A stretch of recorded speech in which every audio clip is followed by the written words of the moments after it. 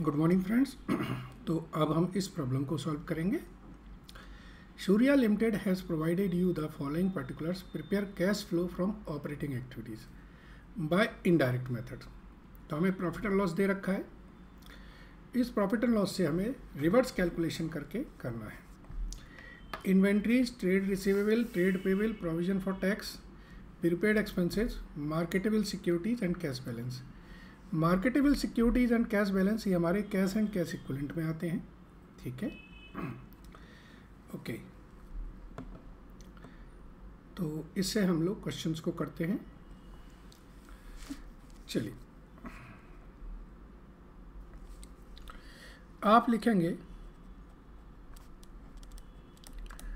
Cash flow statement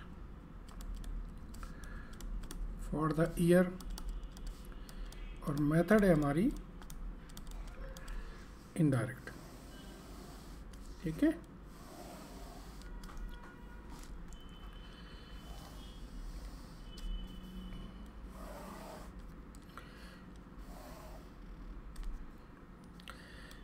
यहाँ पे लिखेंगे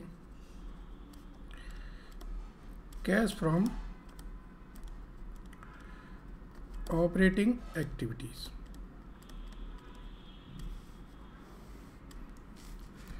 इसमें लिखेंगे कैश फ्रॉम ऑपरेशन, और ये हमारा जो वर्किंग नोट बनेगा वो जनरेट करके देगा।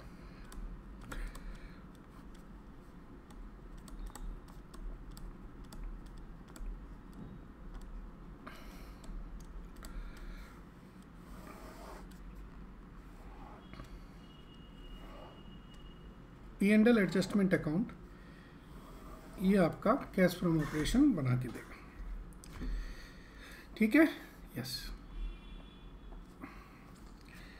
अब आप देखिए कि आपका जो प्रॉफिट है वो कितना है, 8,08,900। क्वेश्चन में नीचे दिया है नेट प्रॉफिट। तो अगर मैं P&L का ओपनिंग बैलेंस नील मान लूँ तो इसका मतलब है कि क्लोजिंग बैलेंस मेरा कितना होगा,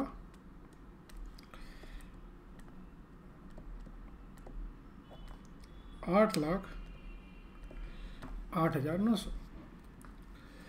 अब जो P&L में एडजस्टमेंट दिए हैं उनके इम्पैक्ट ले लो। क्वेश्चन में दिए हैं transfer to general reserve 87,000, propose dividend 72, provision for tax, patent return off and depreciation. ये सब हमारे, तो depreciation,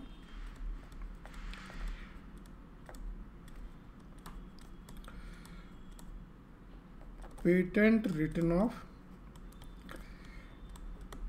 provision for tax,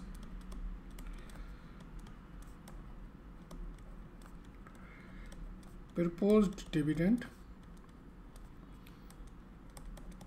transfer to general reserve, इनकी वैल्यू लिख दें 86,700, 35,000, 80,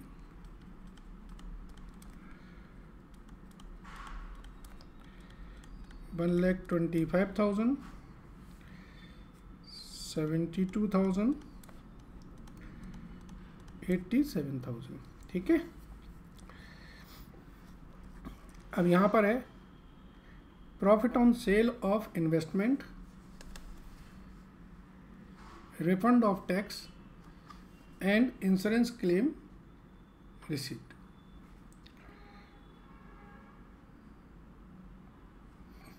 ये हमारे क्रेडिट साइड में लिखें profit on sale of investment. मैं आपको ऐसे करके दिखा रहा हूँ, अदरवाइज मैं डायरेक्ट भी करवा सकता हूँ। ये जो 11,01,600 है, मैं डायरेक्ट यहाँ से क्वेश्चन ले सकता हूँ, बट यहाँ P&L अकाउंट दिया है। अगर ये नहीं दिया होता तो हम क्या करते हैं, इसके बाद है रिफंड ऑफ टैक्स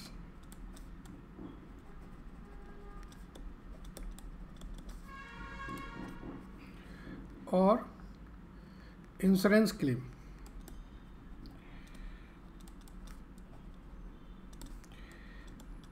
ये 3000 है, ठीक है। ये हमारा 1 लाख है और ये है 10,000, ठीक है। इसका टोटल करेंगे तो ये होगा 12,14,600, 12,14,600। तो बैलेंसिंग फिगर जो आएगी वो 11,01,600। यही आपकी कैश फ्रॉम ऑपरेशन बोलते हैं हम इसी को हम बोलते हैं ऑपरेटिंग प्रॉफिट।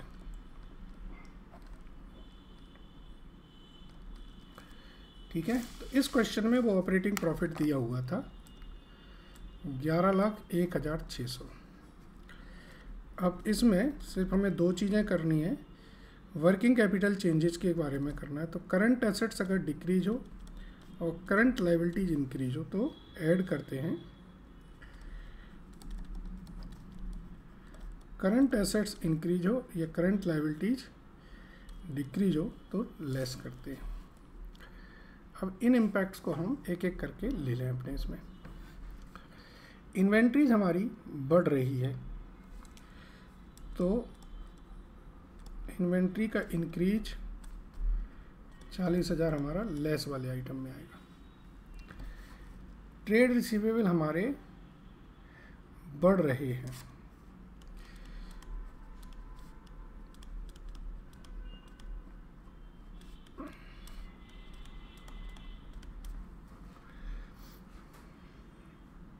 ट्रेड पेबल भी हमारे बढ़ रहे हैं।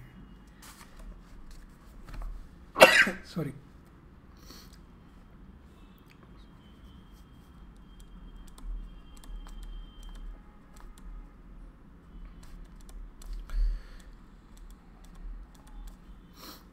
ठीक है। इसके बाद है प्रोविजन फॉर टैक्स, हम इसको अलग से करेंगे। प्रीपेड एक्सपेंसेस हमारे कम हो रहे हैं और जब कम होते हैं तो उन्हें हम करंट एसेट डिक्रीज,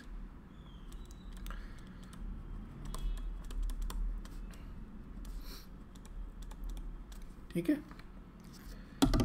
तो इनके एडजस्टमेंट करेंगे और इसके बेसिस पर हम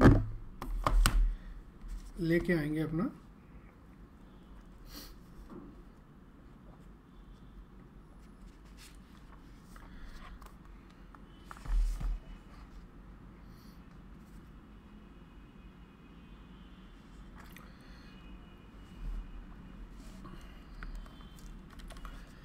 तो 11,01,600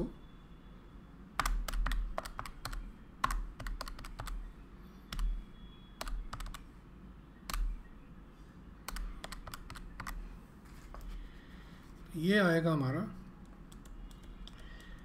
10,60,740। That is cash from operation after working capital changes, ठीक है। अब इसमें ऐड करें, इससे करें इनकम टैक्स पेड माइनस करें। इनकम टैक्स पेड के लिए एक आपको वर्किंग नोट बनाना पड़ेगा। कौन सा? एक वर्किंग नोट बनेगा आपका प्रोविजन फॉर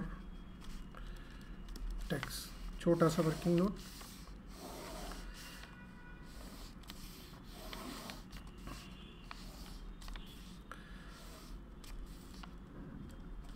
ओपनिंग बैलेंस हमें दे रखा है, क्लोजिंग बैलेंस दे रखा है, जो प्रोविजन मेड किया है P&L में वो भी दे।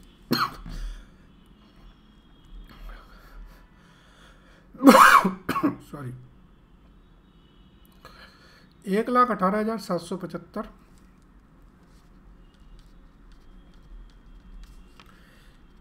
1,25,000।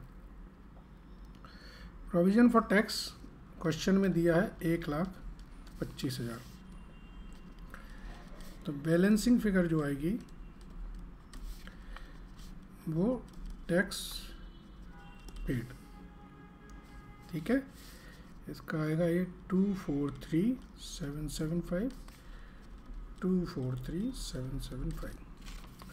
इससे पता चलता है कि आपका टैक्स पेड कितना हुआ है। अकाउंट बना लिया करें इससे,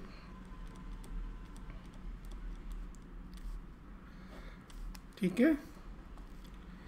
सो ये आया हमारा 9,44,965, that is cash flow from operating activities before extraordinary item, before extraordinary I. अब आपका हो गया सर ये एक्स्ट्रा ऑर्डिनरी क्या? जो इंश्योरेंस क्लेम मिला है ये हमें अलग से शो करना होगा, इसीलिए मैंने इसे यहाँ माइनस कर दिया था। अब आप करोगे ऐड